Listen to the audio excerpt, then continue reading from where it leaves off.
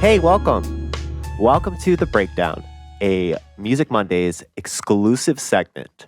I am your host, Ivahka Glass, and I am joined by Keith, aka Mount Oriander, talking about his new album. It's not so new by the time you've heard it, but it still came out this year, and god damn, it's a good album. So we're going to talk about literally everything about the album. My phone just went off while I was recording this, and I'm keeping the take. I hope it's in there. But shit. So here is the podcast. I'm not even the podcast, the exclusive segment. Sorry. Exclusive segment. It's a podcast. It's a podcast. I was about to start doing small talk. We already did small talk, but we can get right into But people don't know we did small talk. Yeah, now they do. We need to do like 45 minutes of small talk, then we can dive in. Yeah. A real cold open. A frosty open for sure. I'm in. By the way, if you hear massive stomping, somehow my kids are upstairs, and it just like really, it sounds like thunder down here sometimes. Like whenever anybody will stay the night at our house or something, I'm always like, you need to turn on the sound machine because it gets so loud. That's so wild. Yeah, it's not even that loud, but it just like feels a lot louder. Like they're not being super loud, but they're just like cut through. They're just like walking, yeah. Yeah, because I actually record my vocals down here, and I usually, I have to wait till they're not here, or like a lot of times I'll do it like really late at night. So because that definitely comes through and it'll ruin the take. Yeah, absolutely. That's why I'm thankful my upstairs neighbor is never home. Oh, that's nice. Yeah, so there's no one stomping above me. Actually, speaking of upstairs neighbors, like living in apartments, because we live in a house now, but for a very, very long time, Kathy and I, that's my wife, who's also an Empire, like we moved from apartment to apartment like every year or whatever.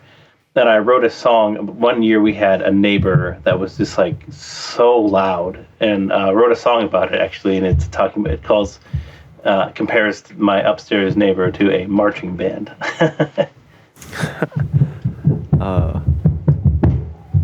Damn, there's also, I'm trying to think, there's the, my God, A Great Big Pile of Leaves song about like living under an elephant. Oh, that's funny. Yeah. Yeah. I think it's just a couple lines, but there's definitely something in there. But yeah, living under a marching band. I think that's better though than like I've also lived by neighbors that have like really distinct and bad smells sometimes that just like, seeps through the walls and then the windows and stuff. And I would much prefer, I think, a louder upstairs neighbor than that. So if I had to choose, loud, yeah, you actually have to choose. It's loud or stinky. You get one or the other. Well, I also feel like if you have a louder neighbor, theoretically, they're not going to care if you're louder too. I mean, I don't know if it cuts both ways, but yeah, I would choose loud. That's my final answer. Yeah, loud definitely, because then you can like put music on. Mm-hmm. You can't drown out a smell without like having to almost burn your apartment down. Mm-hmm. No, yeah, it's impossible to get rid of. But yeah, so we're gonna talk about your album that came out on the 21st of October. Yep. So it's getting close. By the time that this comes out, it will be over a month old. That's crazy. First, I want to ask, how long did you have the album ready before you released it? A while, actually. And actually, so the story of this album and how long it took, is a bit of story of it itself, but also the other problem that everybody's facing now is production delays, production chains being a lot longer, COVID and short supply and all that other stuff, adding to the length of stuff. So, I mean, I think it was mastered probably in the early months of this year or something like that. And it's been done for a really long time for the most part. But the guy who recorded me, Matt Halliday, who's awesome, and I've worked with him, like I was mentioning before we started. I've worked with him since What It Takes. Everything after that, pretty much he's done. And he had some various health ailments that kind of put him under. And then just like obviously COVID hit when we were recording the middle of this, and that kiboshed the whole thing for like a super long time. Because it was just, especially if you think back to the early days of COVID when it was just like nobody saw anybody and it was just like done. I actually had like sessions planned that got canceled because of COVID or whatever. So yeah, it's been a lengthy process, but the album itself has been done for, it's been a while. Yeah. Wow. That is like a rare occurrence nowadays for things to be sitting for that long, though. Yeah, I mean, I run a record label called Count Your Lucky Stars, and I've had to deliver kind of that unfortunate news of like sitting on it, because we also have distribution, and which means that when the album comes out, ideally it'll also be available day of record stores and stuff like that, and that means you have to get that to them early, et cetera, et cetera. So like we were sitting on the that Camp Trash album that came out, we probably had that in hand, like everything in hand, final product. Yeah, we were sitting on that one for a long time, so I think that just because the height of the vinyl process it's not like, it was like almost like a year at some points.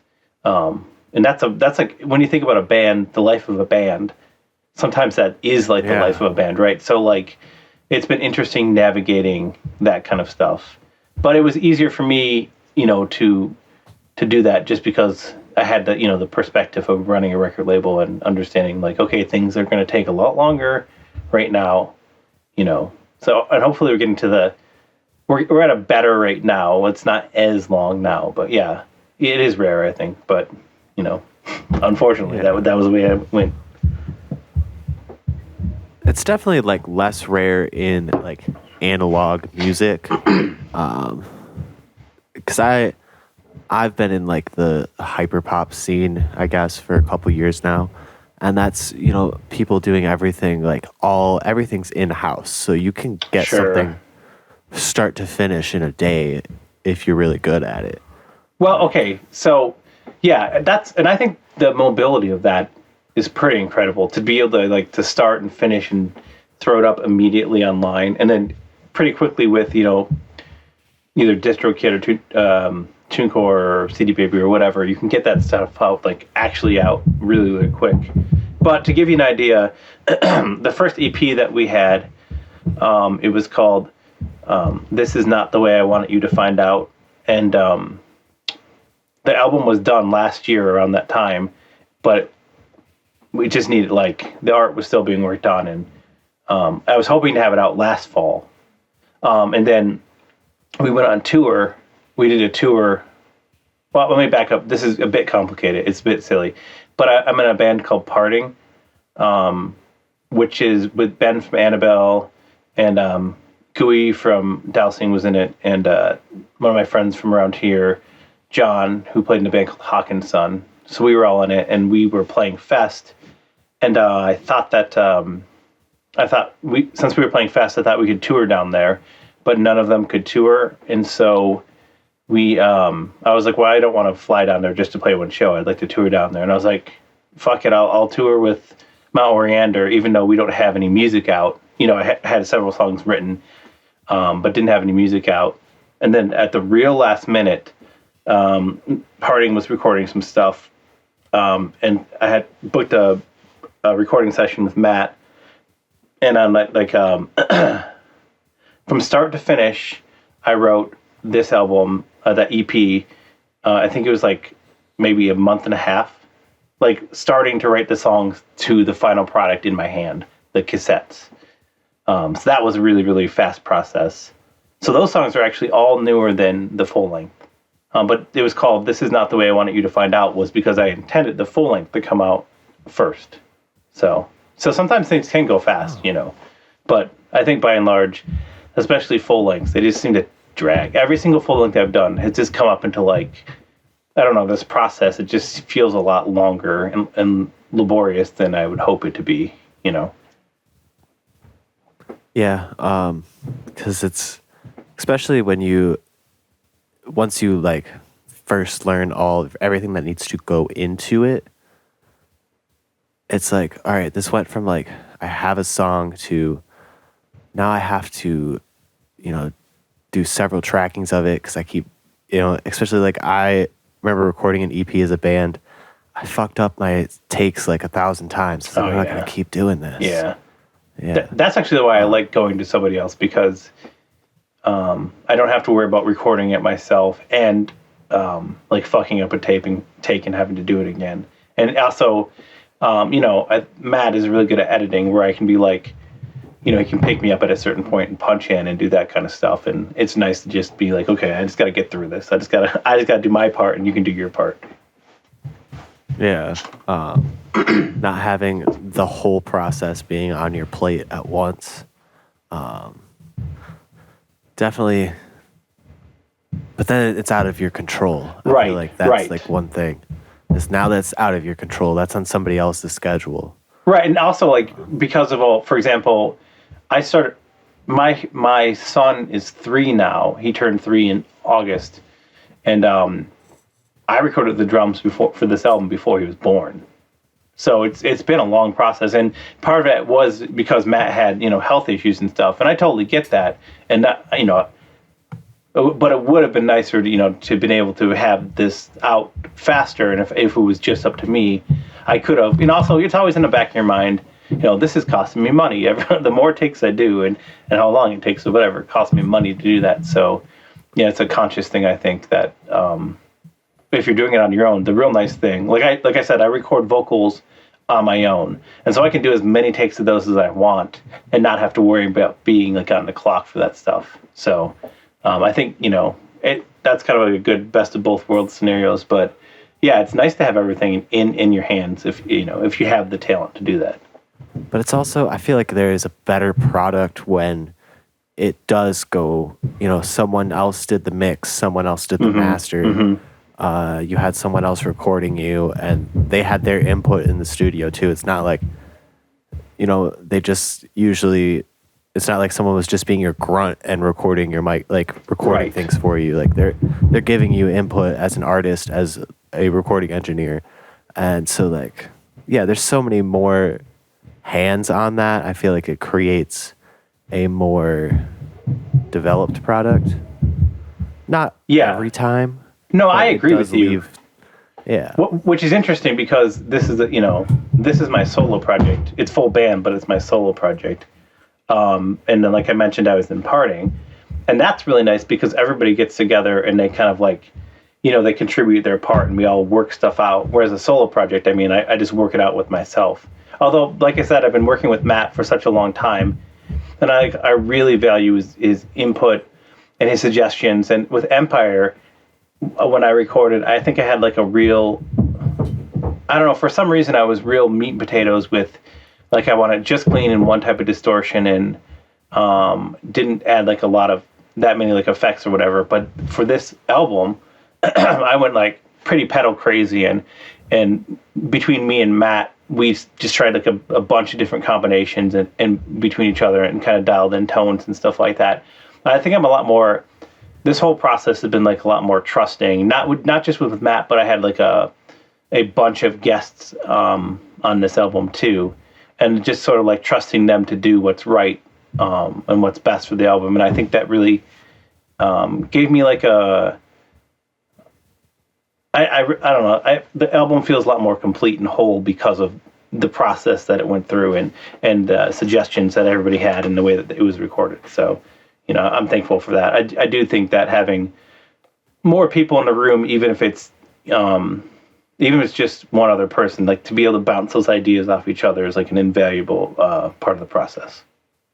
As much as it's like DIY or die, it really truly should be like DIT, Oh yeah, like do it yeah, together, always. Because like there is like that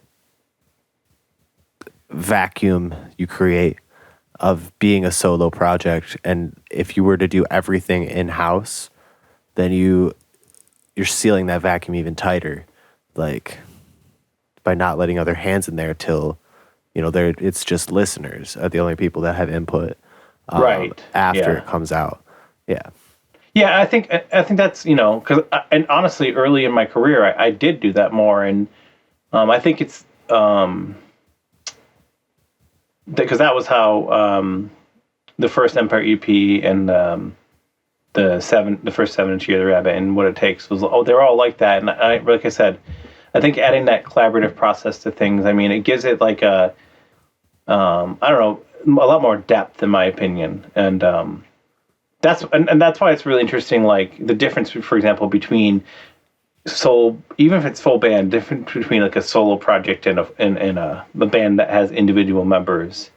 So I kind of feel like right now I have the best of both worlds because I do have a band where I just play guitar and sing some of the songs, and then my Oriander where I do everything. But they're pretty different. I mean, everything I do sounds like me to an extent. I kind of have like one of those like signature sounds, and so it's not gonna be like a 180. It's not like Parting sounds 100% different than Mount Oriander or whatever, but it does sound different, and I think the ability to collaborate with each other and kind of work off each other shows those differences. So, And having like multiple outlets is good, 'cause especially like with being in a band that is even like the writing process necessarily can be on someone else's schedule to some degree.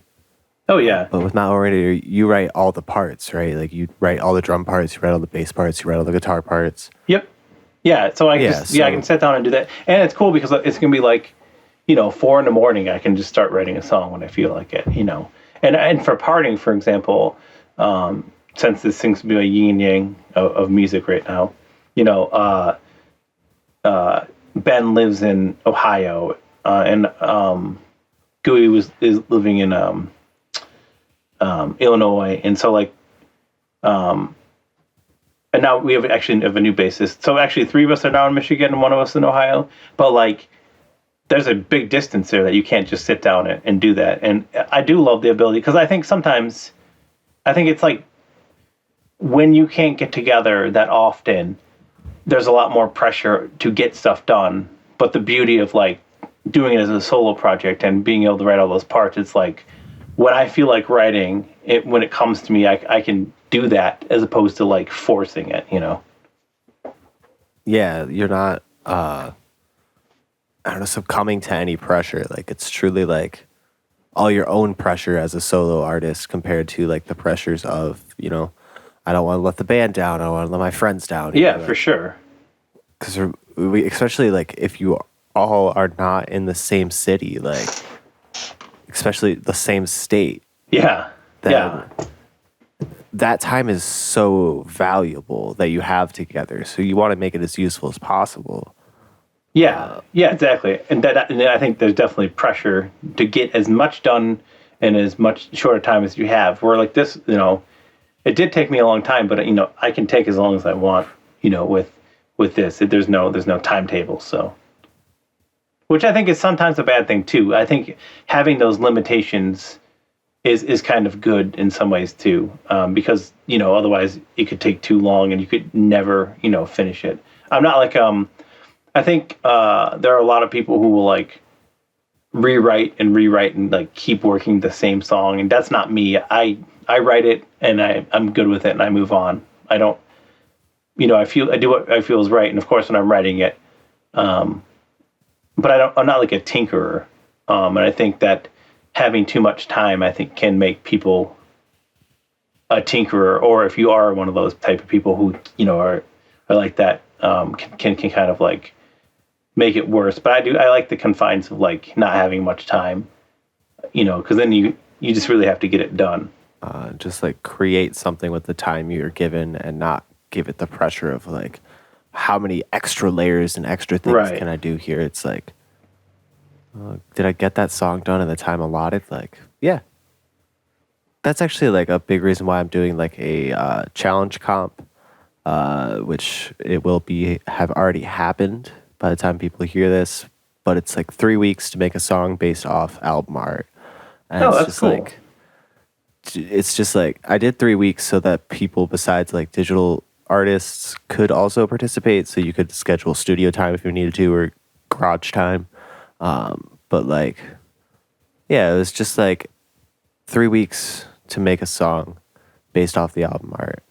It's not an original concept. I ripped it off of another media conglomerate. Well, actually, not calling myself a media conglomerate. Sorry, but I couldn't think of the word.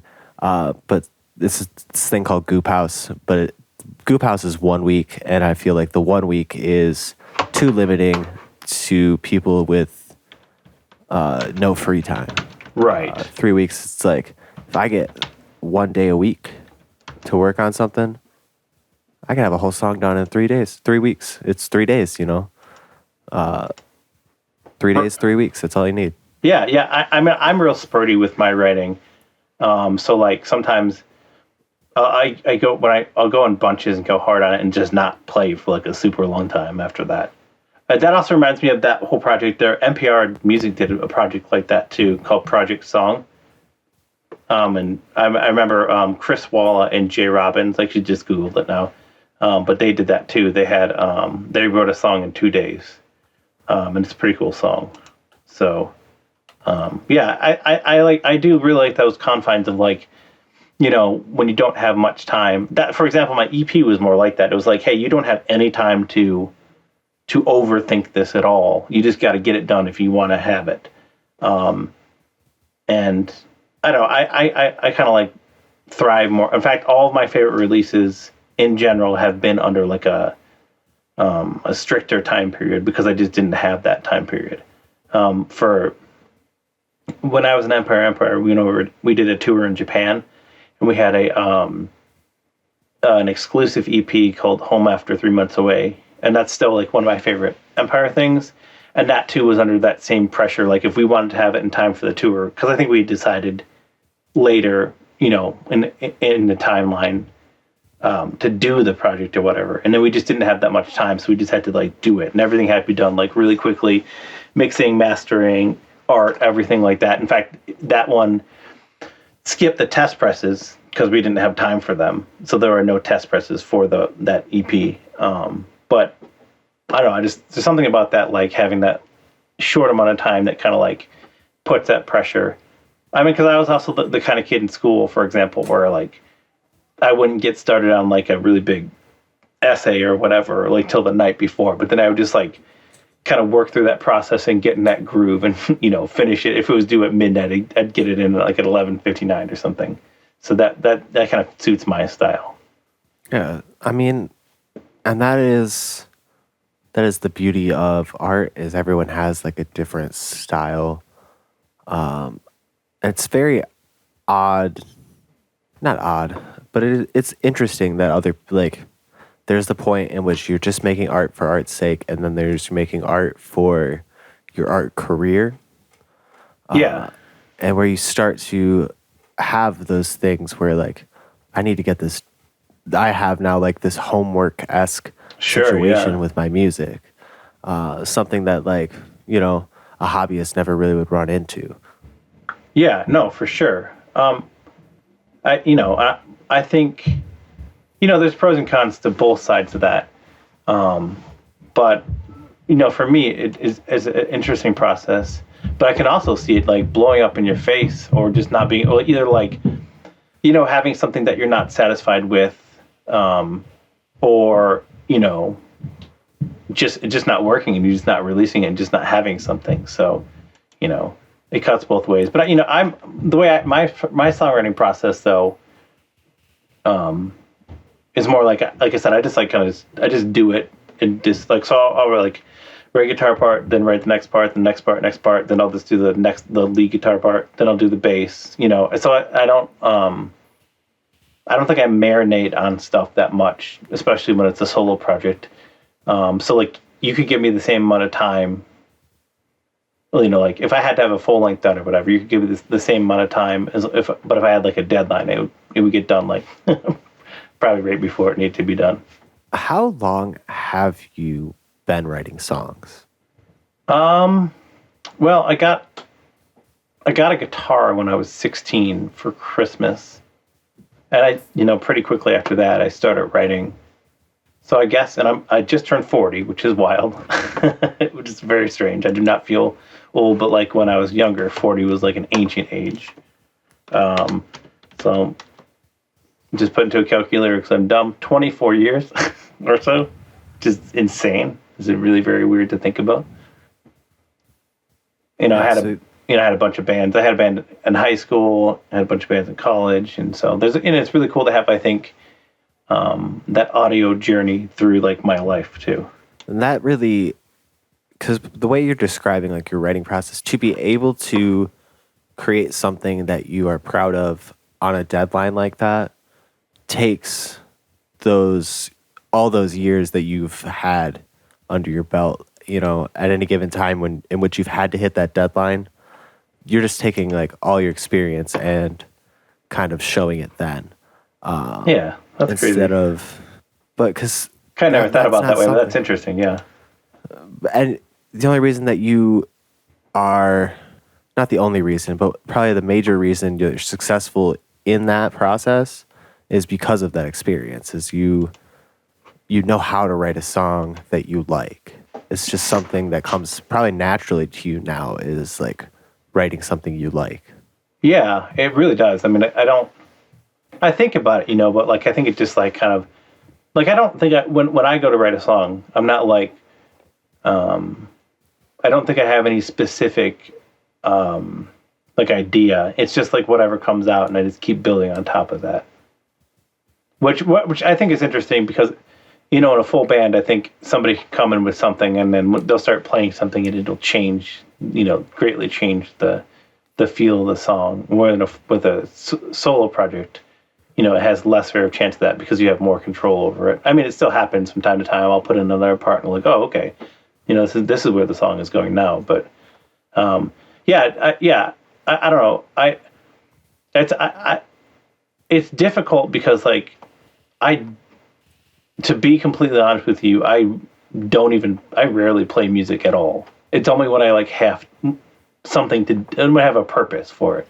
So like the number of times that I've picked up a guitar this year and it's November, right? Is probably, we played a show in Chicago, so we practiced for that. But I mean, outside of that, it's probably been like just a handful of times. So I've gotten real like good at like when I need to do it, I do it. But I'm just so busy with other things, so I just like compartmentalize everything and just crank it out when I have time. You're kind of blessed by your experience to be able to do that because like your hands just know what to do. At this point in your life, like you're wired to play guitar. You know it. It's ingrained. It's like riding a bike for you at this point. The weird thing is I think I've always been like that where there's a lot of people who will say like, oh, if they haven't played for a while, they feel rusty or whatever. I get real rusty. I don't know. Rusty now. And it's never been like that for me for my entire life. I can just pick it up and it's like I never stopped playing. So I feel really fortunate to have that a gift, I guess you call it. You were built this way. Well, here's the flip side of it, though. I have a very so my songwriting process is really okay. So here's what I do: I go down to my basement, and it's usually very late at night, like 2 or 3 or 4 or whatever. I pick up a guitar, and I'll just noodle or play something that comes to me, and then I'll record that, and then I'll play it back to.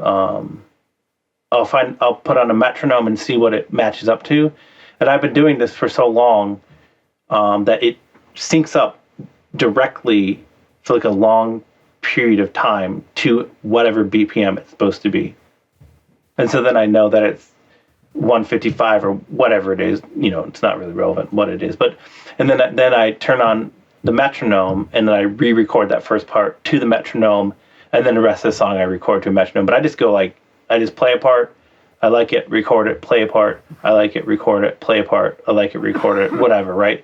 And then I'll just move right on to second guitar and kind of go through that process, and then I do it on bass, and then after that, I have to tab the part out because one reason is because when you're in a full band, you work through a song and you play the parts a bunch of times, but my process is it's like I played it to do the demo, and then I have to tab it out because I will literally forget how to play it. So at this point,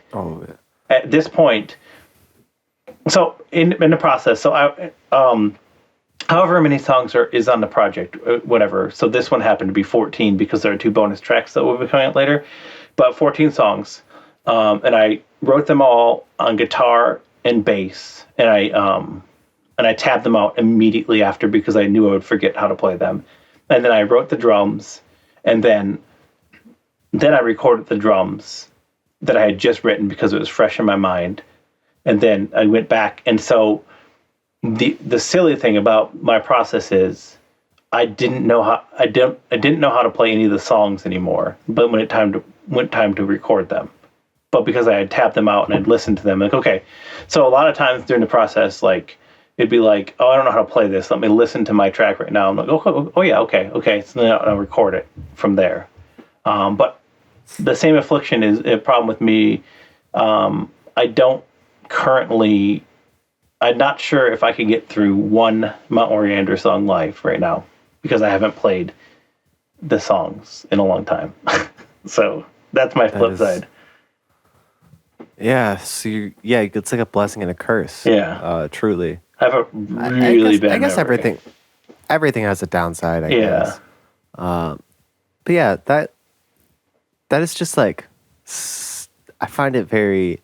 It's not funny. It is humorous though. It's funny. I mean, everybody else in my band, because I have like friends that fill in for the other parts or whatever, and they're like, they'll be talking to me about a song and a part that I wrote, and they'll be asking me about it, and I'm like, I don't know. You know how to play this song better than I do at this point. So it's pretty bad. So they'll make fun of me because I don't know how to play my own songs, which is fair. It's fair. It's a fair game because I'm really bad at it. It's actually kind of troublesome even that I have such a bad memory for that kind of stuff. But yeah, so that's why it's really, like I said, I have all the isolated tracks that I can listen back to, and I tab everything out because I have such a bad memory. But the cool thing about that is that like, I can come back in 10 years or whatever, and I'll still have the tabs how to play the songs. So, and also, if you ever need to make a quick buck, you can sell a tab book. Well, we actually the album, there was a minute there, I think, when people were putting out tab books, like This Town Needs Guns put one out, and I think Dad's did too. And I actually, for Empire, because I had all of those things, and we also used to borrow for Empire for a long time, and I guess this is really the same formula. I would just, whatever band I was on tour with, would fill in my missing pieces. So I'd be like, I have obviously with drums, you can just listen to it, but guitar and bass or whatever, I'd have the tabs to give to whoever was on tour with me. So at some point, people were asking me how to play these songs. I just had all of them tabbed out already. So I threw them up. But I was like, the only caveat is, it's very possible that my brain and my fingers were doing different things, and I might think I was, tabbing out 100% correctly or whatever.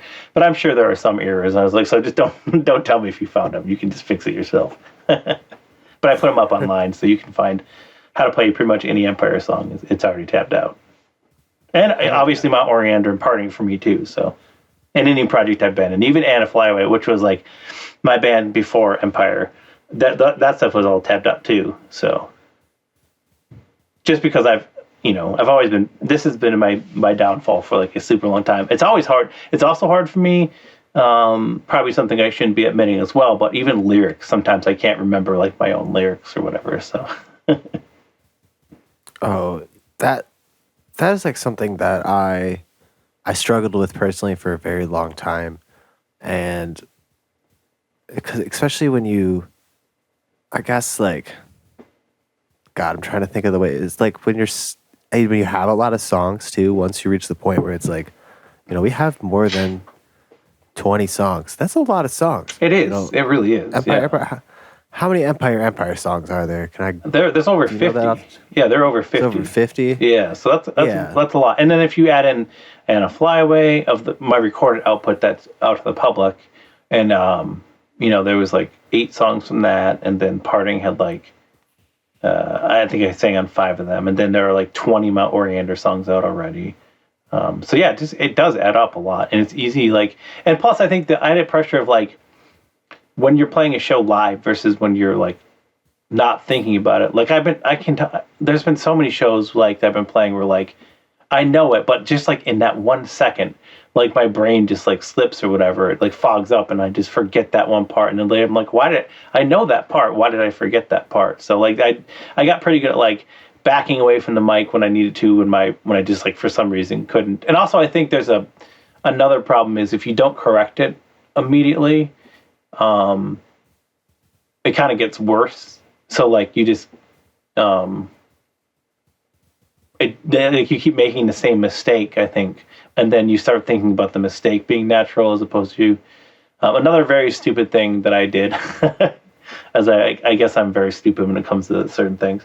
So the first song on the last Empire album is called Ribbon, and so we have these. A big part of my songwriting process is I'm big on capos, and so you have to know like what capos of each song or whatever. I don't know how this happened, but like I just started playing it on the wrong capo, and I just didn't. I don't know. Yeah, that song is just me, and I just kept playing it wrong, and just became like a thing. And then I realized, like I don't know, like X amount of months later, that I was playing it on the wrong capo, and I just like adjusted to it and not even thought about it. So that was pretty big whoopsie when I figured that one out. That's like, well, no one noticed besides you at that point, right? Someone would have told you if they noticed. No one ever told me. So yeah, like when someone, obviously if you're playing with like a full band, then it's going to come up that hey, you're on the wrong capo because what I'm doing is meshing up with what you're doing. But that song is just me and an electric guitar and singing and yeah, I don't know. It's like kind of like a like, and when you have that moment, it's like that, like your face gets flushed, and you're like, "Oh my god, how long have I been doing this?" And it had been for a while. So, and it's also funny too because if you think about like somebody in the audience knowing it, they're expecting it to be in this key or register or whatever, and you just completely mess that up. Yeah, it's pretty embarrassing, I think. I don't know as long as you're doing it with some kind of with suave, with a gusto. I don't know about that. I mean, I definitely didn't realize I was doing it. As long as you believe you're doing the right thing, then like it's the live version. Oh, this is there we go. Yeah, I'll take that. I'll take that for sure. All right, this is the specific year live version. When I'm like, for example, when I'm writing set lists, that's like something I really have to take into consideration because I use so many different capos and stuff. We have like a capo chart. So like, okay, this song can come next because it stays in the same capo, and you want to kind of minimize those capo changes over. So yeah, so that's something to keep in mind. Which I think that would have solved it if I had thought about it that way, but I did not. Sometimes you learn your lesson. I don't know if I ever learned a lesson. That's my problem. Oh. Well, at least you have the story. Yeah, there we go. Yeah. Well, I mean, I think you get like, there's danger, I think, being too comfortable with stuff, but like now I've developed like a very specific, especially with solo stuff, but like a very specific process in which way I do things, which I think is more crystallized as the longer that you do it. So that's why I think it's it's nice to be in full band and like shake those situations up so you're not doing the same thing habitually. That's where that collaboration we were talking about. That's where I think that really helps out. So do you want to get into the album? Yeah, absolutely. Yeah. Yeah. All right. So. Like it's like the 45 minutes in. I was right. We did do 45. You called it. We just did that on accident. I don't know. most of that was relevant to the album, to your creative process, and we covered your You don't have to let me off history the as a hook. musician. We did get some. Yeah, there's some of the stuff in podcast there. question. There's podcast content there. There's more than just two people That's talking. But so yes, then the lightness leaves and I become heavy again. We talked a little bit about the process, how long it took, but let's get into the first track. It's just an intro track. Not just an intro track. It is an intro track. The dark parts of the map are places you have not yet visited. Tell me about that. So originally, this song and the second song, What We Have Is You, were one song. Because that song the whole song is just like a bunch of different movements. When I wrote this song, I was really into a band called Onothalo. There's an amazing, Michigan band. And they have like all these different movements. And I wanted to write a song that just had like a bunch of different movements in it. And so that's why the continuity between, there's horns and there's trumpet and trombone in this song and in the second song. But I just realized at some point that it kind of made more sense to have like it, have it be like an introduction to the album, and then the second song, be the meat of, or the second song like is where the song really like kicks in.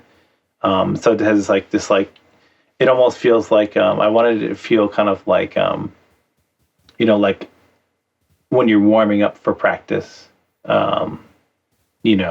or orchestras are kind of warming up and they go through those like kind of like movements or whatever. That's kind of what I built that song to be. Yeah, just like a warming you up to the album. Yeah, exactly. Yeah, and kind of like and I think with the way they came out, like it really like kind of like a somber, slow beginning, and I've got the that like pause where the note hits where you wouldn't expect it to, and it's just like kind of calming and kind of like prepares you for what's going to come next. That was kind of the idea to it. Yeah, definitely an introduction to the album. And then Matt Hole played the trombone and the trumpet on that. Yes. He's in a band called Really From, which used to be called People Like You. And like everybody in that band is just silly talented. They're done now. I think they're playing a couple shows, like farewell shows or whatever. They're on Top Shelf, which is one of my friends, my friend label, and I don't know. They're just like they kind of like one of those bands that like they kind of like transcend genres, and kind of move in between stuff. But I really, really, really think the stuff that he added just like gave it such like a unique flair to it that just like really gave a strong opening for the album, I think. Yeah, absolutely. Then we head into What We Have Is You. Tell me about that track. So specifically, was there a goal with this song lyrically? I don't think I necessarily set out with a goal ever lyrically, except to just tell like like a complete story. And so I just one thing I got really, really into with with Empire was by the time we released our last album, it was like really, really what I called like hyper literal. So like just very, very specific stories that were like all true. And in fact, like I did like a lot of, this is maybe silly, but like I did like a lot of research. And like, so whatever people were in those songs, like if I called them and we would talk about what happened before I would tell them, and they would tell me what happened from their perspective before I would tell them what I remembered or whatever. And for this song, this is one of the first songs I wrote the album lyrically too. I kind of wanted to get away from having always specific. There are a couple songs like that, but this is not an actual like event that happened, right? It's like it's got some fiction to it. So this is kind of like my return to fiction, But obviously there's lots of truth stuck in there. And it's just about how like now I pulled the lyrics like I can't remember what was in these, but like just like as you age, how many different lifetimes you live, and like sometimes somebody who means like the world to you at one point can mean like, I don't want to say like nothing, but like they just are like a big part of your life, and then they're not, and I think it's kind of like really interesting to think about somebody who like you feel like you can't live without this person, you can't imagine your life without this person, and then one day for whatever reason or not, then they're not there anymore, and you just kind of have to keep going and figure it out, and you'll find other people that will kind of plug into your life, and it's just sort of about that, and like the last lines, when I was younger, I thought to carve my name in stone, just like thinking like I'm going to make a name for myself, I'm going to do something with my life, and then life just keeps happening, and then here we are. That's what I thought that line was about. I didn't think you literally were, Sure, yeah. Going to build pillars with your bare hands. Well, it's interesting, right? Because I mean, I think I think about like what your goals and aspirations were when you were younger, and like, so for better or for worse, I mean, life happens the way it does, and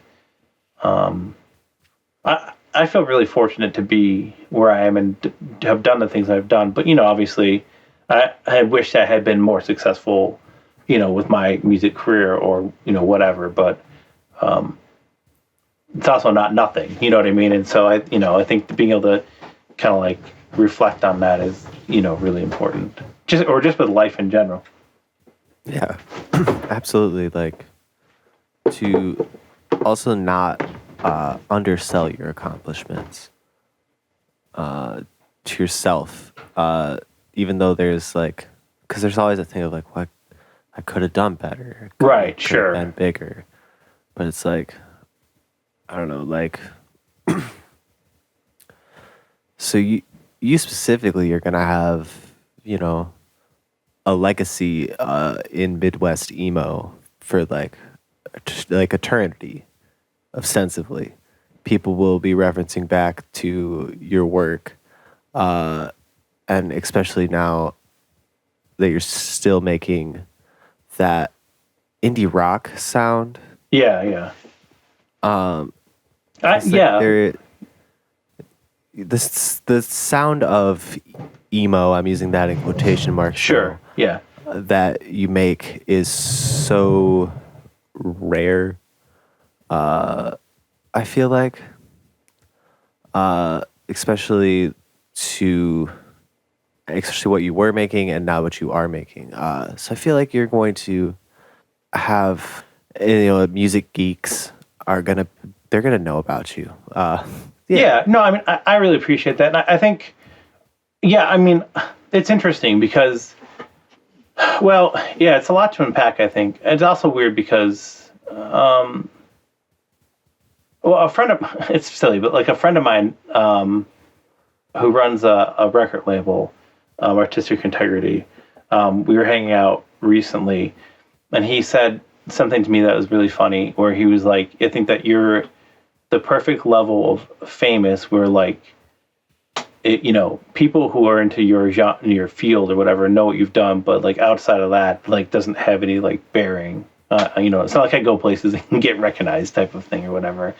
So it's really funny to have like Empire was like really popular to a very, very niche group. So like if you are into like Midwest emo, even if you don't know my band, you probably know the name, right? But if you go anywhere outside of that very specific genre, then there's the pretty high chance that you don't know it. And so, no, I mean, I really the general like Warped Tour attendee won't know. Right, exactly. And I think like, Midwest emo feels a lot more, it feels a lot larger than I think it really is.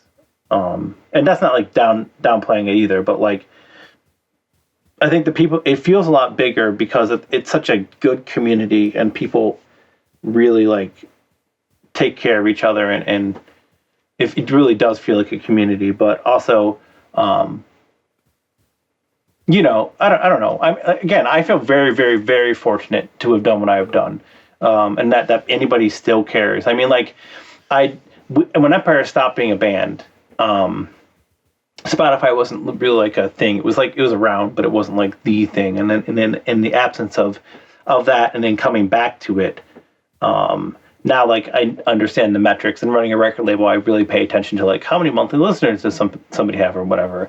And like Empire still has like 30,000 monthly listeners, which is to me like blows my mind because we haven't been a band for like 8 years or something like that.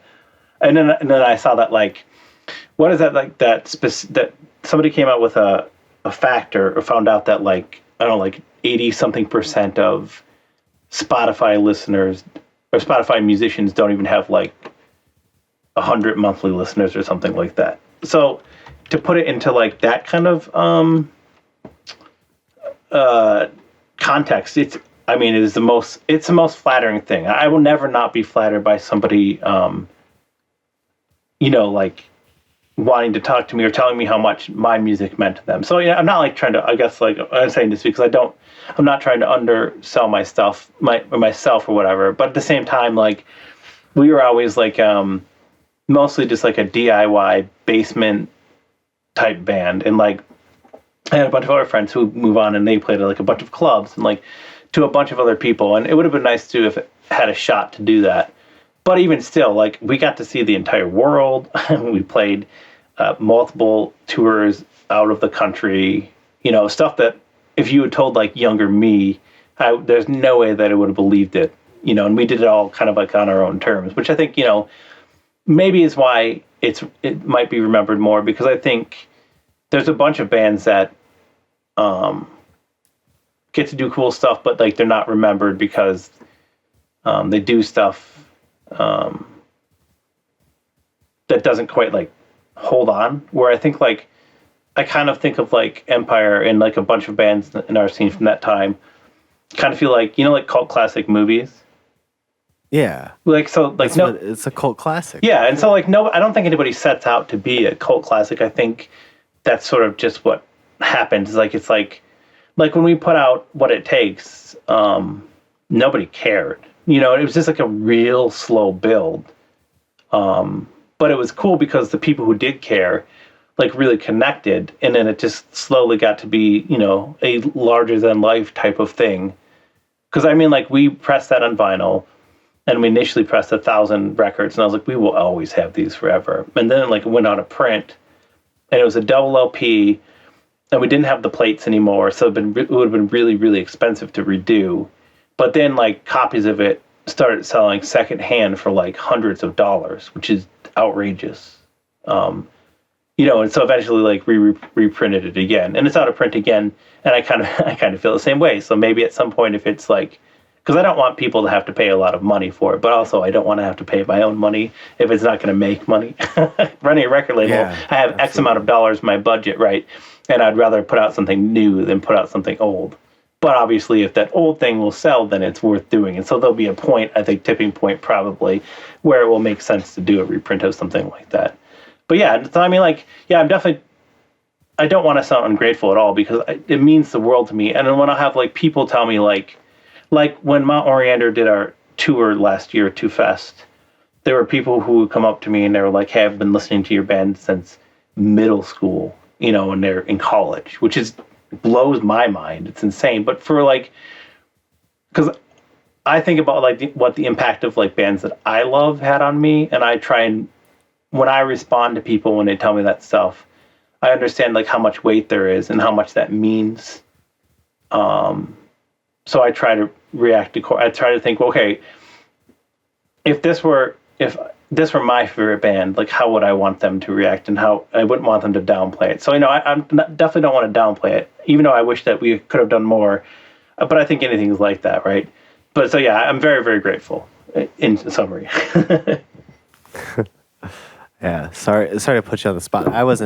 You didn't seem like you were sounding ungrateful, but it was just like Well, I mean, I think it's also one of those things where like it's easy to look forward to your next thing, and I think that eventually, like, okay, I think about this all the time. When you're going to like a grocery store and you park, let's say you go to Meijer, right? Let's throw some regional names in there. Yeah. But you go to Meijer All right. and you park in the parking lot, and they have big parking lots. So if anybody doesn't know what Meijer is, it's like a grocery, like a Walmart-y grocery, but I think a cooler Way store or better. whatever. Yeah, exactly. It's But to give you an idea of what it is, right? But anyway, they have big parking lots. So when let's say you park in the parking lot and it's full, so you have to park farther back, and you're parking and you're walking into the store or whatever, and then you get to the door and you're like, oh man, I forgot my wallet. So you have to turn around to go back to your car, and you're like, wow, I can't believe I've already gotten this far. Like it seems like because I was like focusing so much on like moving forward, I didn't realize like how much ground I had already covered. And I think that like being an artist is sort of like that, where like you're just looking forward to like the next thing, and so like you don't really reflect as much about what you've done. You don't realize how much you've done because it was all part of the journey. But when you have to go back and kind of examine that, you see like, oh wow, I actually did do a lot. It has been a long way, and I kind of think that's how it is for me. And it's also really interesting, like doing a new project for my Oriander, for example, because I also know that like it's very highly likely that it will always live in the shadow of Empire. Because that was like my most popular band, and this will probably never become as popular as Empire, and I'm okay with that. That's not something because there are some artists I think that like get upset that like, why aren't you listening to my new stuff? Like I'm still doing stuff. I'm just grateful that anybody cares enough that like I have as much of an audience as I do now. But I don't want to live in the shadow of it at the same time. So like I acknowledge it and like I'm super appreciative of it, but at the same time, I'm excited to move forward and do what I'm doing next. So Well, and you have the ability, as with your experience with like having a record label, and having had it for forever. Because like I've been listening to shit that's been dropped on Count Your Lucky Stars since I was in middle school. yeah, So exactly, right? you have all the backing for yourself. You know what I mean? You have all these resources that you offer to all these other people. Oh, sure, yeah. You also do have them for yourself. Right, right. Well, it's funny because at some point, with Empire, with starting a record label, we started a label because nobody wanted to put out our music. And then we started touring, and there were all these like good bands, and nobody wanted to put their music out. And so we started putting out their music too. And then at some point, it was like a real symbiotic relationship where I think one helped out the other. And then at some point, it got to a point where like instead of like being symbiotic, they were like fighting each other for time. And because other people were relying on me, I think I put more weight into Count Your Lucky Stars because somebody else's art, and you want to handle it with care and take as much responsibility for it as you can. And so that was like kind of a difficult thing because then I stopped doing more stuff for Empire, or things took longer for Empire because I was doing the label. I don't think I regret it, but it was definitely an internal struggle there with that. And I mean, I guess it kind of exists now. I mean, I don't think that my full length would have taken as long to come out if it hadn't been for the label. But yeah, it's still like those resources absolutely help. And I think that, I feel fortunate too that like Count Your Lucky Stars, that name carries enough weight where like if we put something, if we put our name on it, people will give it a chance. So because it's that brand, appeal. It's like yeah, absolutely. Because Count Your Lucky Stars for sure is a cult classic record label. Like absolutely. Yeah, it's weird to think about that, but it's awesome. Yeah, but so while we're speaking of time, how about we talk about we measure our distance? Ooh, that is an incredible segue. I'm impressed. Yeah, that one is. This is one of the rare ones where I don't have any guest musicians on. So it's kind of cool. This one I think is just me. And this is about. I I think mentally how like, well, this is a very true song in that like I have a really hard time falling asleep, and at some point, I'm not sure. Do you have insomnia or any issues with that? I have hypersomnia, so I'm on the I'm like on the flip side. Is that I fall asleep far too easily. Okay, yeah, my wife has that too. Kathy has that too. And actually, that same song that I wrote about the marching band, it's also at the end of the song. It says, I have often envied how fast you fall asleep." So yeah, that's funny to be on the flip side of it. So like, she can't ever really relate to my I don't know if I'd even call it insomnia, because at some point I stopped I don't have any trouble falling asleep if I'm tired, but like I get like these second and third and fourth and fifth winds or whatever, and that's usually when I do a lot of like writing. But so I just stopped trying at this point to go to bed unless I really really have to, because otherwise you just like, it's just one of the worst feelings in the world if you're like trying to sleep and you're just laying there and it's just not happening. And you look at an alarm clock and you look, oh, I have to be up in 6 hours. And you look at the alarm clock and you still haven't fallen asleep, and I have to be up in 5 hours. And I have to be up in 4 hours. So if I fall asleep now, I'll get this much time. And also when you do stuff like that, at least for me, like I'll just like start fixating on something, and it just like keeps replaying, you know, in my head, and I'll think about, you know, something stupid I did, or a problem I had, or a way I didn't react properly to, or whatever, and it just kind of like repeats.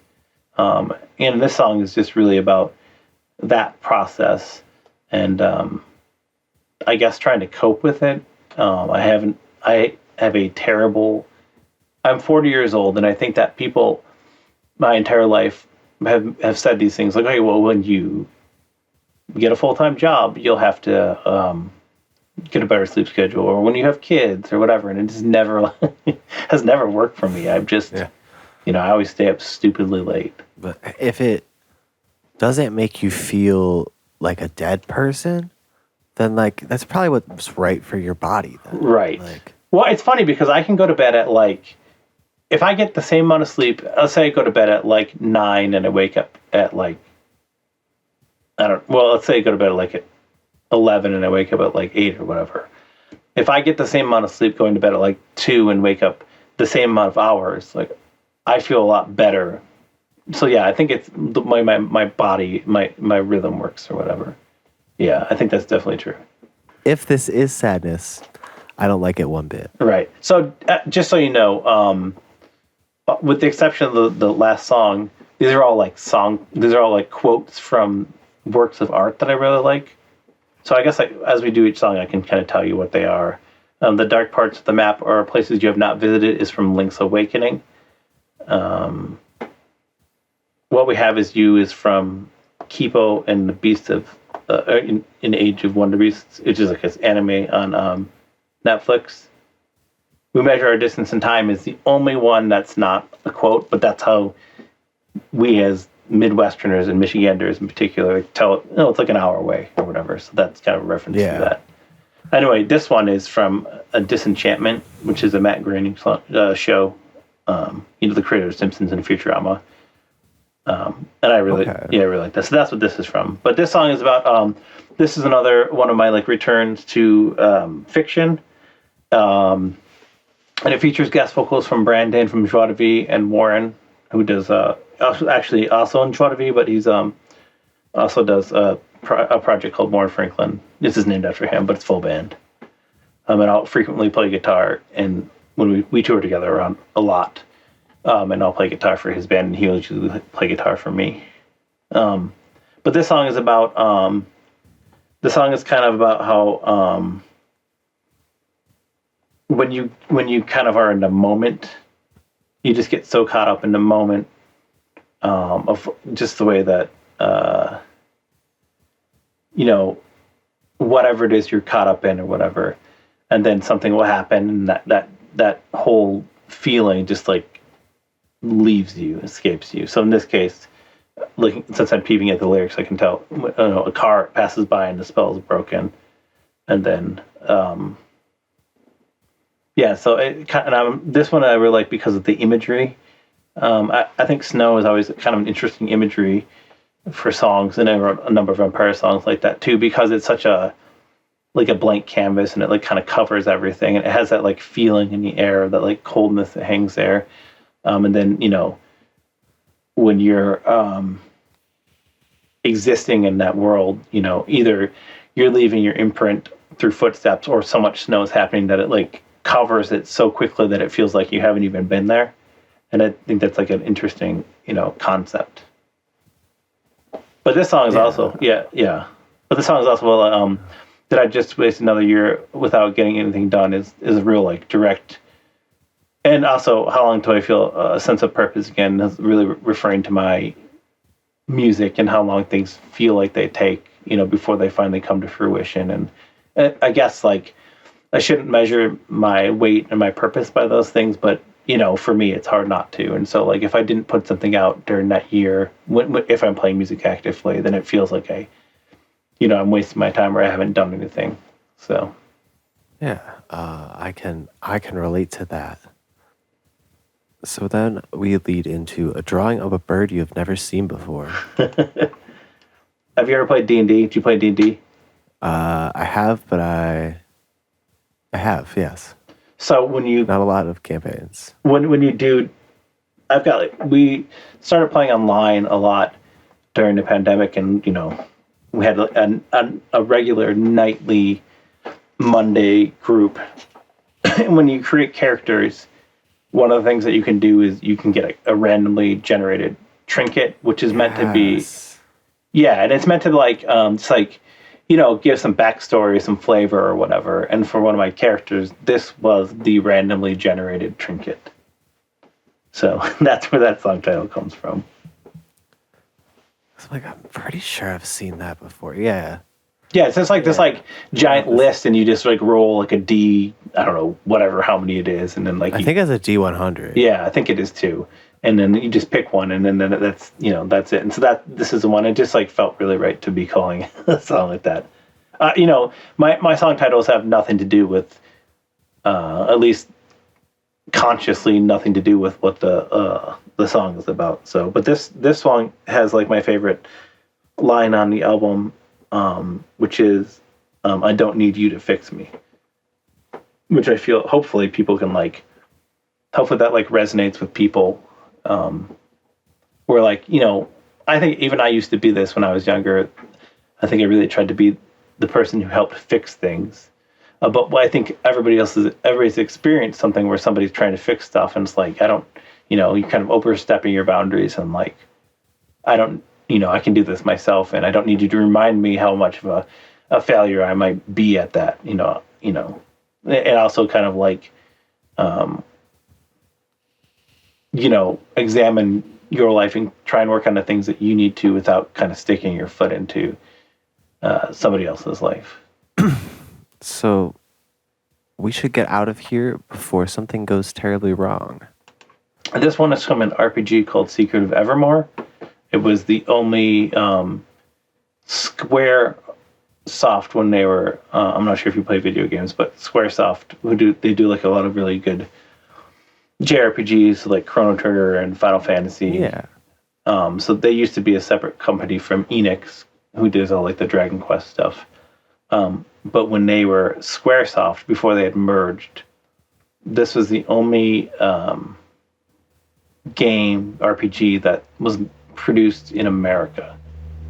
So it's an interesting game. It has kind of like the same battle system, kind of borrows stuff from Secret of Mana. And anyway, yeah. But this one is actually a kind of a literal song where like Kathy and I bought a house. Something I never thought we would do. It was really cool that we bought a house. We're still living in it. Right before we went on tour for You Eventually Be Forgotten. And we had these like, when you buy a house, so everything is probably the nicest it'll ever be in the best condition or whatever.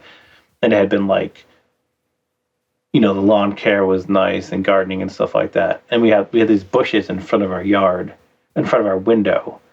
And it's over the years, they just kept growing and growing until they grew so tall that opening the window, you could only see, leaves in the bushes. And that's where all the sunlight is supposed to come in. And then one day we decided that, this is a problem. And so we Kathy's dad actually had a chainsaw, and he came and we did a lot of trimming around the house, and we also got rid of all the bushes in front of that window, and all of a sudden all this beautiful natural light came in, and I think because it had happened so slowly over such a long period of time that we didn't notice how dark it had gotten. And so then that just became like a metaphor for like me, because when Empire stopped and I kind of stopped doing Count Your Lucky Stars, I was really burned out, and I didn't know that if I was ever going to come back to music or not. And kind of my thought at the time was, it's okay if I do, and it's okay if I don't, because if I don't want to come back to it, it's because I don't miss it. But I had thought it would be a short period, but it just kept prolonging itself until at some point, metaphorically, I realized I had to cut those bushes in my, musical career, and then let that sunlight back in. And then now I feel like really good about writing again. So yeah, that's what this song is about. And kind of like coming back to music and coming back to it for the right reasons and for passion, and not anything else, and not expecting anything to happen from it, but just the sheer joy of writing and playing music again. And when it felt right is when I came back, and I couldn't come back until then, but then it was like, oh wow, I can't believe this many years have passed by since I've done anything. So that's what that's about. Sorry, I was very vividly picturing those bushes, like explaining it, because yeah, very vivid imagery, great storytelling, I will say. Thanks, yeah. Throughout everything. Well, I mean, yeah, and I think that's, the power, if the lyrics are like one of the most important. It's all important, but the lyrics, I think, for me, that's what I put the most care into. Not that I don't put care into their stuff, but like that's what I really put a lot of care into it. And so like if you can evoke that kind of imagery, I think that I feel like I've done my job, right? But because it just was a really apt metaphor that just kind of right price, right time when it worked out, because that's when I was writing the album lyrics, and so it just felt like it was like a real natural, coincidence maybe, but maybe I was looking for it. I don't know. You were part of me before we came here. Tell me about that. This one is a quote from a video game called Celeste. Have you ever heard of that game? I have.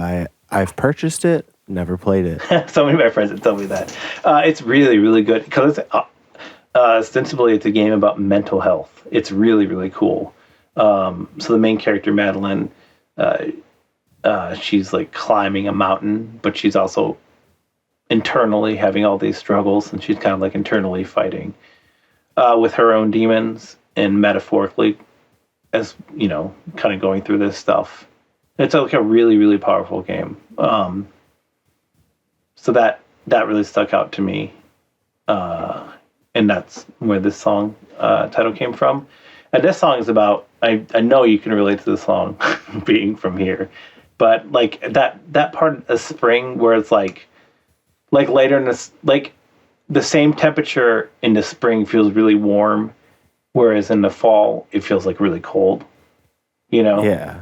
But this is about early spring, when snow just gets really gross from all the exhaust and the grime and the dirt that gets caked into it, and it just seemingly won't leave, and you're waiting for the rain to come and just get yes, rid of it, yes. And I always think I don't know why I think this, but I always kind of get bummed when you're when they plow a driveway or a parking lot or whatever, and it's all those mountains of snow, and I always feel this sense of relief when all those are finally gone, and it's just able to be green again and stuff. Yeah, So we're in the clear. yeah, exactly. It feels like turning that page or whatever. And this song is just about like kind of that, more metaphorically speaking, but like, still a lot. I think even as we're talking right now, I'm kind of realizing a lot of this is like my journey back to making music again, and I think this is kind of like a part of that journey where, kind of like just like kind of working back through that process, and like my feet trudge on, heavy from the potential the new year brings is already dying on a vine. It's kind of like that's kind of like thinking that you'll get done with this project and it will come out this year or whatever, and then realizing that things take so much longer than you expect them to. And you have all these aspirations at the beginning of the new year. I always make New Year's resolutions, and I have a live journal, that I never use anymore, really. But like every year, I update it with my New Year's resolution, so I can go back for like over a decade to see like, what was I trying to do this year, and was I successful with that kind of stuff, and kind of like a measuring stick. Yeah, and so this song is just kind of about like trudging through it and not necessarily being successful, but like keeping on. Yeah, especially like you ended with the sun is bright is reflecting off the snow and I am blinded. There's a lot of when we look at it like metaphorically, there's a lot there about in conclusion of like you keep trudging on, but can't really see what's next. Yeah. Yeah, that's exactly what I was saying. And also, you can't even necessarily see what's behind you but you kind of have like that grit to kind of keep going on. That slush. I know, it's so gross. Not looking forward to And it. I just like stepping in it. We went on when Empire did we did a 5-year anniversary of What It Takes, and Kathy had got these like nice LL Bean boots, and the rest of us had just like tennis shoes and stuff. And I remember we all like, I think it was like outside Boston, and it was like this it was like really really snowy, and everybody else stepped in like like a slush that ended up being like way deeper than we thought it was, and everybody else's feet were like and shoes were soaked, and she's sitting there in those boots, and it's like everyone's like super jealous that she had those. So now I have a pair of those boots too. Nice. Now you're ready. That's right. Yeah. You gotta have boots. That's right. There's a point in my life where I like, when I was younger, my mom's like, "You gotta wear your snow boots." And I was like, "These are ugly." Yep, And it's 100%. like, and that's like, got older, wore my tennis shoes out in the cold. And I'm like, this sucks. I'm Yeah. not dealing with this. Yeah. Like, I guess my mom was right. Well, it's funny because I think you get so stubborn about that stuff that even if you know that they're right, you're like, I'm not gonna do it because like I don't want to give in. I don't want to show this person that they're right about that stuff, which is such a dumb mentality that I've tried to abandon. I can't say that I'm always successful with that, but yeah, at some point I was like, okay, I need to get boots because this is silly, especially like shoveling the driveway and just going anywhere in winter like that and not having that. It's nice to have those. It's nice to be well equipped. Yeah, well, there was a point, like, in my earlier 20s when I, like, didn't have boots like an idiot. Like, I just didn't have boots. I was like, I don't need them. I rent, I don't have to shovel snow. Mm-hmm. And it's like, nah, dog, I need those badly. Yeah. It took me until my 30s to realize that. Oh, no. So you're ahead of me anyway. Hey. I'm a fast learner, I'd say. But so, if only something would go right for a change. Tell me about that track. This one is from Over the Garden Wall, which is one of my favorite. Yeah, absolutely. Yeah, animated series. This is I actually have multiple Over the Garden Wall tattoos. I just love the imagery. It's just everything's up my alley for that. This one is an instrumental. So there are two instrumentals on this album. The first track, which is the intro to the album, and this one. And what's really funny, and I'm not really sure why. I think maybe it was like a point of emphasis, but like Empire in our 50 plus songs, never had a single instrumental. And so now we already have, twice as many for Mount Oriander as Empire. And I think it's, I don't know, I kind of like letting this song like speak for itself. It has Colleen Dow. They played cello. Colleen's also in Thank You, I'm Sorry. And then it also has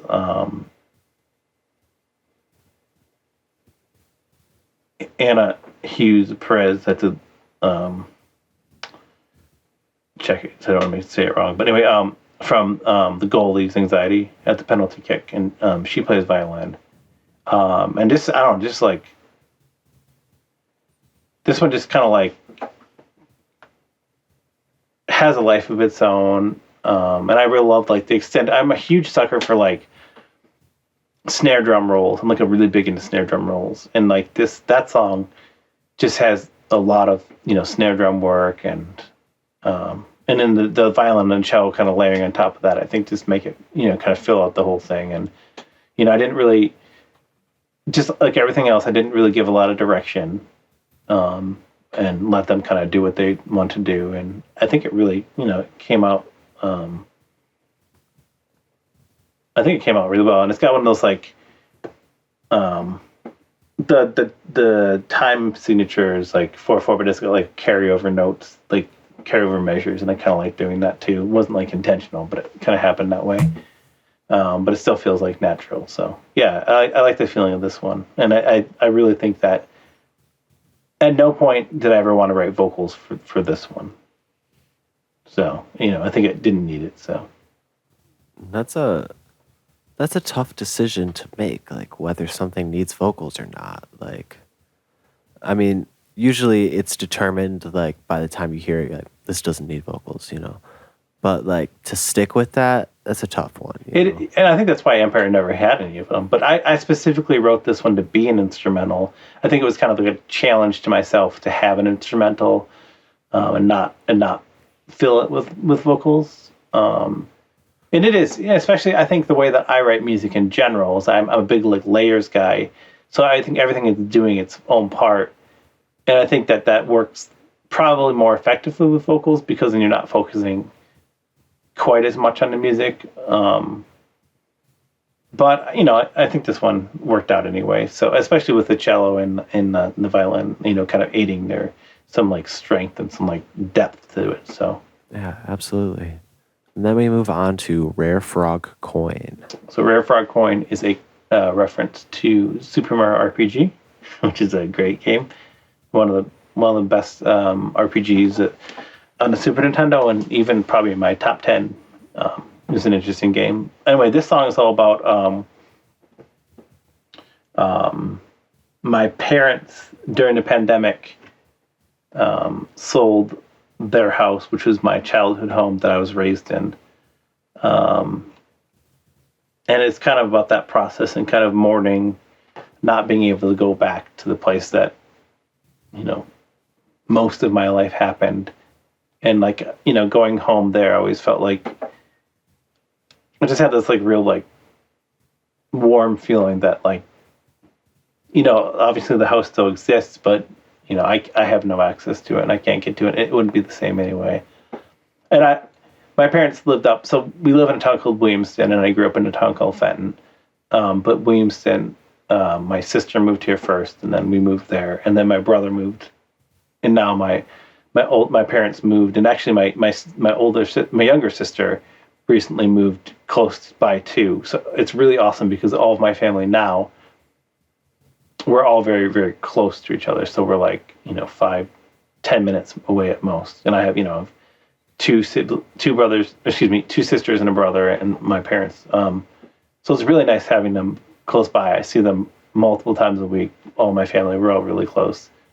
But kind of like losing your childhood home, I'm a big like a moment in time, and like I tend to like maybe put too much I don't know, sacred feeling into like objects, and a whole house kind of feels that way. And then I just think of like all the things that happen. So this is like a real literal song. Kind of, this song lyrically would really fit well with like the Last Empire album. these are all things that like happened, in that house. And actually, on the album art, or even if you're on our Bandcamp page, there are all these like little vignettes, these like circles with like art in it. And there are two houses on the back of the album, and two houses in these that you can see if you're on our Bandcamp page. And one of those houses is the house that we live in currently, and the other house is my parents' old house. Just kind of wanted to like memorialize that a little bit, pay homage to it existing. But that one, I think, the line that I really liked from that one was, I'm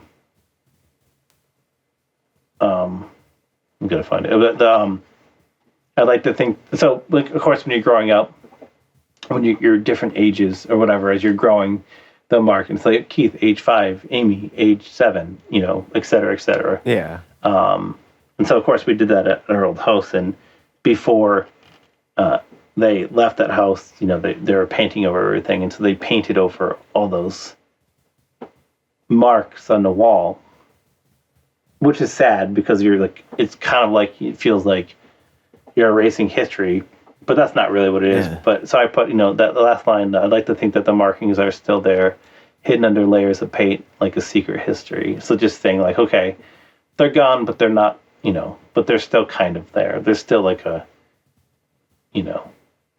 the idea of them being there, or like the imprint of being there, even though you can't see it. So, yeah. Earlier when we were talking about your extensive discography, that was another. I thought of this song and like that line specifically of like those are, your later life notches in the door frame. Oh yeah, like, absolutely. Yeah, absolutely. Yeah, and Yeah. and it's I it's kind of cool to have like a common thread. I mean, because I'm aware that this kind of sounds like a logical extension of like what would Empire have done if it kept on going, without being. But I also don't want it to be the exact same. I'd like to keep moving. So it's interesting, kind of some things like this one really would fit in. I think maybe not musically as much, but lyrically, yeah, with that old stuff. But I also like to have a little bit of a tie, and it wasn't like intentional, but this one in particular was one that I think paid the closest attention to like that old stuff. Yeah. Also, I really love the tube socks as boxing gloves.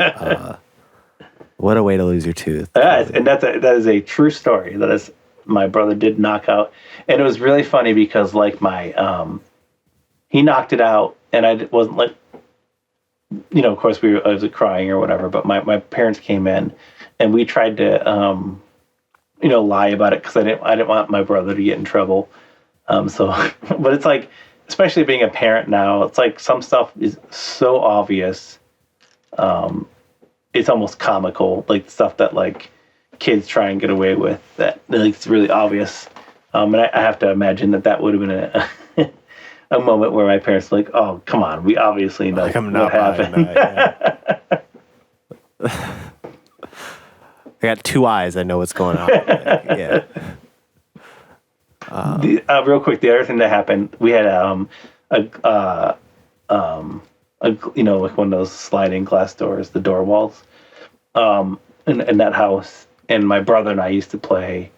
We'd play baseball, 2-man baseball a lot back in the day, and those things are probably really expensive to replace.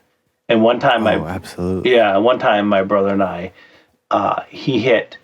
I was pitching to him, and we were playing with hardball, and he hit the hardball into the door wall and shattered it.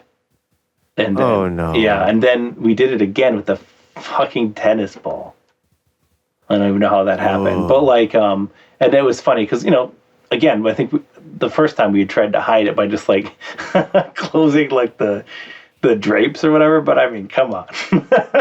Man, I hope that doesn't ever happen to like my kids do stuff like that. I mean, I understand stuff like that will happen, but that's that's a big one. Let's So we move to a Lilliput Steps or Lilliput Steps. Lilliput Steps, yeah. This is a Earthbound reference, or a Mother 2, which is one of my favorite RPGs. Actually, the Oriander is named after a reference in Mother 3. But this is from Earthbound or Mother 2, which in itself is a reference to Gulliver's Travels. But anyway, this one is about one of my best friends, who I had known since kindergarten, and even like filled in on Empire occasionally or whatever. And we just had a falling out. And he, we both did some stupid stuff, because that's usually what happens in a relationship when it comes to an end or whatever. But he had this habit of like putting people that he really admired on a pedestal, and there's a danger in doing that, I think, because eventually, I think you in their eyes, you stop being who you are, but like this like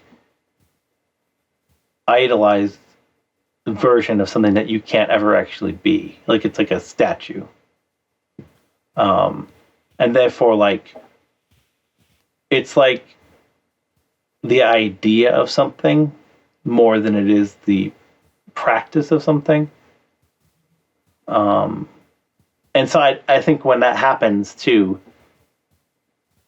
contextually you lose track of who the person really is, because instead of that, you're thinking instead of like the idea of that person.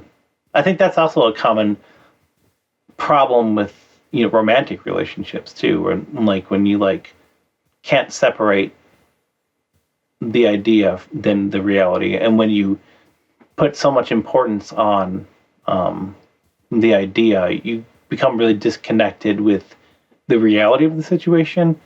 And so then you think it's almost worse, because you think you know somebody, but what you actually know is your idea of that person. And so it's kind of like, it felt like our relationship had just veered into that direction, to the point where like this person didn't know who I was anymore, but instead knew the idea of what I was, and that's not possible to live up to something like those kind of like lofty expectations. And so I think that we finally came to head to head on that, and that idea was either replaced, or somebody else replaced that idea in their minds, and then it was the breaking point or whatever. And like, this was one of my best friends for like years and years and years. I mean, kindergarten to like my, like late 20s, mid 20s or whatever. And it's also strange to think about, like, when we were talking about earlier, like how somebody is so important in your life and then all of a sudden they aren't. And that's like one of those people for me. And it's weird because this, like, I haven't talked to them in like, we've bought a house. I have 2 kids. All these crazy things have happened to me, and I can only imagine, a large amount of things have happened in their life too. So yeah, it's an interesting, kind of like re-examining relationships in hindsight, and sometimes where they go wrong, and and that this is a theme in their life where they did that to everybody that they really admired. So it wasn't just me in particular, but I just happened to be one of those people that they put up on a pedestal. So yeah, anyway, it's interesting, and I hope at some point that we can become friends again. But also aware that maybe that won't happen, and I think that's also okay too. I mean, I think if it's meant to happen, it'll happen, or maybe some work is done. Because also I can imagine like in the song I put in, I'm guessing you are still exactly the same as you were when you were growing up, because I have some other people who are still friends with this person, and it seems like they might be the same, but I don't know personally, and so that's why I'm guessing, because I don't know for sure, and I imagine after 15 or whatever years it's been, that things change, and I allow for that growth, because I've gone through a lot of growth and discovery since then, and so I would hope that this person has also had the same opportunity. That's my kind of walking on eggshells for that. Yeah, that was a very podcast-friendly explanation. It's like, yeah, that you aren't disclosing anyone else's personal information. Yeah. Like, you're good here. But I know I still like this person. I it would be nice to be friends with them again, because like we have such a shared history. But I think there's everybody has relationships where like sometimes, if you met that person nowadays, you would never be friends with them, but you've been friends with them for so long that's why you're still friends. And I think that a relationship kind of went into that territory, and I think that happens, especially the older the friend is, and prehistory stuff like kindergarten, where you're just really, obviously. And my youngest daughter's in kindergarten now, and so it's really crazy to think about staying friends with somebody that long. And I actually have a lot of friends that I've been friends with that long, or close to, and so that shared history is always going to be there, and I think that it would be nice to mend fences at some point, but also I can't put too much stock into that, because it probably won't at this point. Yeah, and also like you at some degree need to remember to like keep moving forward. Right. Right. It's like I can't like wait for you forever. Like you got to move on. Yeah, and I think there has to be some self-awareness on both ends for that to happen, and then the want to reconcile. And so I know that there has been self-awareness on my end. I had no idea if there is any on theirs or not, or if there. And of course, the most important final step is reconciling. And so, yeah, I mean, but I think that this is. I mean, that happens to everybody. I think there are relationships that fall by the wayside, and sometimes it's an intentional thing, and sometimes it's unintentional. But life, like you said, life does keep going on, and even if you can't be friends with one person or in a relationship with one person or whatever, I mean, like there are a million other people out there that are deserving of your attention and vice versa. And so I think it's a healthy thing, and sometimes it's the healthy is just to start something with somebody else as opposed to like revisiting toxic relationships. Because we are not in this alone. Man, you were nailing these. Really, you're setting me up. Perfect. I'm really glad you got the script on time. Yeah, I've been practicing, rehearsing these lines with Kathy. This one is a The Good Place reference. I'm not sure if you ever saw that show. I have. Really, great show. Yeah, really, really, really good. I love that show. This is another fictional one. This features Brian Carley from Penfold, that's like one of my favorite bands growing up. So it's pretty wild to me that he contributed guest vocals to it. And it really, it's really a Penfoldy part. He like really, very signature Brian Carley, and I love it. And then Nick Qua who goes into the project Wonder Talk, does like piano and synth on this song, and it's just like this like meandering piece piano piece that just kind of moves, but like still manages to fit in this one.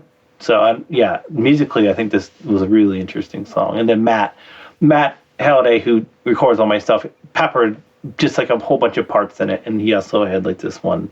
He has like a cool feature in this one too, like this like organ that kind of when everything cuts out. But this one is a fictional song, lyrically speaking, and it's just about kind of realizing sometimes that early on that things aren't what they seem, and it's kind of like you have that like panic movement where you're like, okay, this is not what I thought it was. And I think sometimes reading those early red flags is it's a good to leave before something gets needlessly complicated. But yeah, mostly like this is musically, it's just like fascinating that like it came together so well, and it just always blows my mind that like I feel really fortunate. I've had some of my favorite singers like grace my music, and this was another one that I've been really wanting to get for a long time, and he was just so like everybody who played on this album has just been like, you know, really gracious about doing that. And it's also, it boggles my mind because there are 14 or I think 13 guest musicians on 12 tracks. And like, I don't know if you've ever had people try and guest on like tracks or anything. But it's really difficult to get people to actually do it.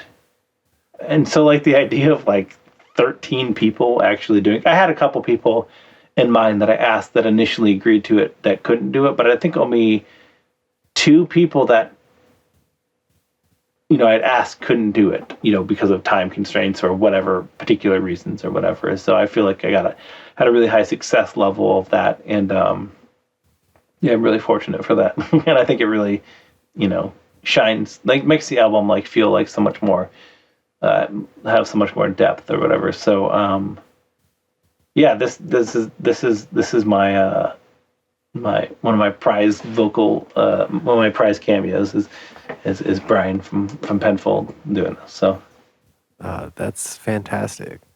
And so very fitting to be titled for the last track is You Don't Have to Keep Trying Anymore. So have you ever seen Ted Lasso? I have not. Okay, well, there's this. It's a really, really, really good show, and Jason Sudeikis plays Ted Lasso. And I won't give you any spoilers, but there's this like in the first season, there's this one really, really, really impactful moment, and as soon as I heard it, I was like, "That's the song title. That's the song title." And so I have like this like notebook, you know, the note apps on an iPhone or whatever, and it's just full of like song quotes. And Celia, like you know, I'll see. So as soon as I saw that, I, you know, wrote it down, typed it into my book or whatever. And Celia quotes I usually send to Parting, and more serious stuff I send to Mount Oriander. This one is probably the most interesting song in the album because initially I wrote this to be like a huge anti-closer, and it was initially just bass and vocals until the music came in at the end, and it's just like the album was completely done and it had been done for like a really long time, and almost like at the 11th hour, I was like, you know what, this one just doesn't feel like it's coming together. And so I asked Elliot Green, who actually we just announced today as a new artist for Count Your Lucky Stars, if she could do guest vocals for it. And then Jacob West, who does, what is that, this project? Summer 2000, I think it is. Anyway, he at one point had done like a... yeah, Summer 2000. He's super, super talented. Does a lot of cool video game stuff. And also that John Krasinski album. Anyway, he had done a Midwest emo tribute EP where he did covers, all of them in RuneScape. So like every song was in RuneScape, all completely RuneScape. And it was, I just fell in love with it. And I when I found it, I was like, I contacted him and I was like, hey, on Facebook, I was like, hey, at some point, if you're okay with it, I'd love to have you do this on like a a Mount Oriander song or one of my project songs, right? Like to do the RuneScape type thing. And so immediately when I was adding more layers to the song, I was like, who can I get that will, flesh this thing out? And so I was like, oh man, I got to get Jacob on this. So I asked him if he could do it. And then he just pulled out that synth part, and it's just fantastic. I just love it so much. And then at the very so this all felt very last minute, and then like the day before I sent it to Matt to mix it or whatever, I was like, you know what, I should add a horn part, because I also play all the Empire stuff that has horn. I played horn on that stuff, and I was like, you know what, I think it would be really nice to have like this somber like horn part to kind of like tie it together or whatever. So all those three parts came. Oh, and I also added guitar to the first part, first and second guitar to the first part of the song, and rewrote the bass part, which is, again, like I told you earlier in the podcast, that I usually don't like revise things. So this is like a rare thing for me that I revised it. But so it went from being this like sparse anti-closer to like a big feeling closer. But I don't know. It feels so much better and more. It feels right to me this way, and especially and like that like horn part, like that still gets in my head, and the da da da and whatever. So like it just, I don't know. The whole song at the last minute was changed, but like it really feels like a strong closer. And I think like if it had been the way that I initially had written it, because when I went to record the vocals, it just didn't feel right, even though I'd written the lyrics, so the same lyrics, but I re-recorded the vocals for those parts or whatever. But yeah, it just felt like if the album had been with that closer, which in my mind was weaker, then your last impression of the album is that song, and then you don't feel as good about it, and so it's harder to return to it. So yeah, I feel really happy that this one was reworked. Yeah, it was reworked excellently as well. Like, yeah. This one, by the way, as again, apparently a lot of this album I'm now realizing is about my way back to playing music. This one is about not playing music anymore. So like we said our goodbyes with Empire breaking up, and then this one saying is like, too often when things end, we don't know. So like you never know when is the last time you talk to somebody or hang out or whatever, But this time I knew, because I was like, I need to stop playing music. I need to stop doing this for a while, whatever. And then we put all our things into a little room. They gathered dust until I was ready again. It's like physically putting my guitars and my drums and everything into like our side room, and just that was where that was its essentially final resting place in my mind. And then my word still goes without bodies, being like, the intention of making music again, and then the act of like doing it. So that this song was about quitting music. Huh. Like you can like infer that once you're told that, but otherwise that's like very it's very open-ended of a song. Yeah, I think I'm sorry to interrupt. I was just saying, like, I think in an effort to like strip away the hyper literalism, that kind of gives room for interpretation. Because like, if you ask me what a song a song was about, and you eventually forgotten the last Empire album, it's like, well, that's very specific about what it says. There aren't really metaphors so much in that one. It's just, this one I think gives much more room for that interpretation. So even if this is what it's about to me, I think I can see other people having different readings about what these songs are about. Yeah, it's more to inflect on.